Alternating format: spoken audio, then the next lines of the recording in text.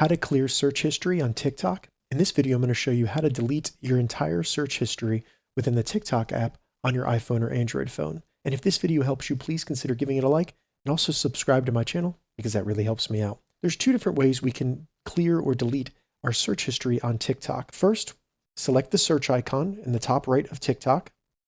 Then you'll see your searches at the top. To delete those searches individually, all we need to do is hit the X to the right of the search, and that'll delete that. Now, if you have a lot of searches in your search history on TikTok, an easier way and a faster way to delete our history is to simply first navigate to your profile on TikTok, then select the three lines in the top right, and then select Settings and Privacy.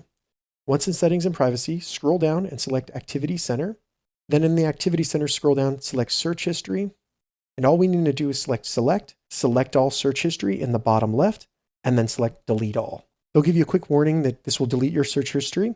So select Delete, and then there you go. You have now cleared your search history on TikTok. If this video helped you, give it a thumbs up, and please consider subscribing to my channel.